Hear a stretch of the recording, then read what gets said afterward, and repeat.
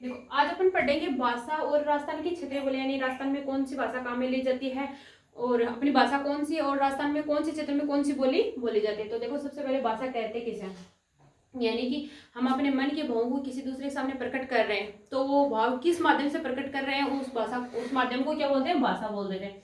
ठीक है। दूसरा अपना राष्ट्रभाषा। राष्ट्रभाषा यानी कोई भी देश हो जिसकी जनता, अधिकांश जनता के द्वारा जो भाषा काम में ली जाती है उसे बोलते हैं राष्ट्रभाषा, यानी उस राष्ट्र की वो भाषा हो जाती है जो अधिकांश जनता काम में लेती है, तो ये हो गई अपनी राष्ट्रभाषा।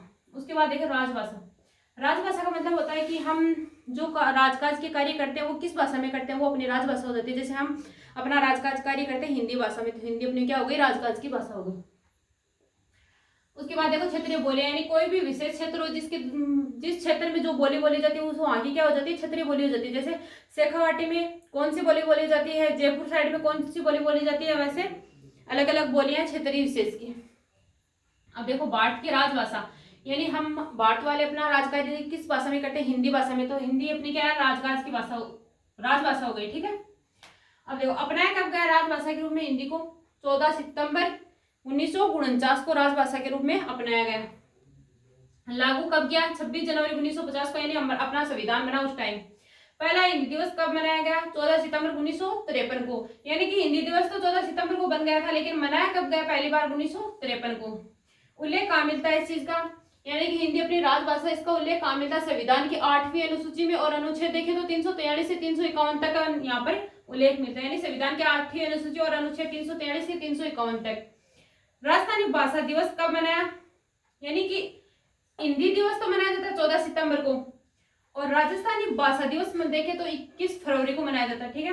राजस्थानी भाषा को संवैधानिक मान्यता नहीं, यानी कि राजस्थानी भाषा है उसको संवैधानिक मान्यता तो नहीं है, लेकिन हिंदी साहित्य अकादमी के द्वारा उसने मान्यता दे रखी है, यानी हिंदी साहित्य अकादमी ने तो मान्यता दे रखी है, लेकिन राजस्थानी भाषा को संवैधानिक मान्यता नहीं है, यानी संविधान में मान्यता नहीं है। ठीक है। अब देखो अपने मूल संविधान में भाषाएं कितनी थी, पहले जब संविधान बना उस टाइम भाषा कितनी थी, तो 14 भाषा। ठीक है। और वर्तमान में 22 भाषाएं हैं। संविधान में कितनी भाषाएं, 22 भाषाएं। नेक्स्ट देखो राजस्थानी भाषा की लिपि कौन सी, यानी किस लिपि में राजस्थानी भाषा लिखी गई है, तो देखो मुड़िया लिपि या माजनी लिपि, एक ही बात है, तो मुड़िया लिपि बोल दो या माजनी लिपि बोल दो। एग्जाम में दोनों नामों में से कोई सा भी नाम मिल सकता है, तो दोनों ध्यान में रखना जरूरी। ठीक है। राजस्थानी भाषा की उत्पत्ति कब हुई, 12वीं शताब्दी में। राजस्थानी भाषा का स्वर्णकाल का, यानी उत्पत्ति तो 12वीं शताब्दी में हो गई थी, लेकिन स्वर्णकाल यानी कब, मतलब अधिकतम कार्य कब हुआ, तो 17वीं से 19वीं शताब्दी में, यानी कि उसका स्वर्णिम काल माना जाता है, सुनहरा काल। राजस्थानी भाषा की उत्पत्ति के मत देखो, यानी कि किस अनुसार, किस व्यक्ति के अनुसार राजस्थानी भाषा की उत्पत्ति कहां से मानी गई है, तो देखो सोर्स एंड अपरेंस से तो कौन मानता है, एलपी टेसीटोरी, यानी एलपी टेसीटोरी का मत है कि सोर्स एंड अपरेंस से राजस्थानी भाषा की उत्पत्ति हुई है। और नागर अपरेंस से कौन मानता है, जॉर्ज इब्राहिम ग्रियर्सन और पुरुषोत्तम मेनारिया।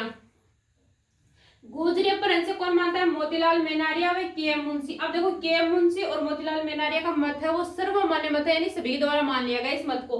तो अपना ये किस राजस्थानी भाषा की उत्पत्ति कहां से देखें, गुजरी अपभ्रंश से। ठीक है। नेक्स्ट देखो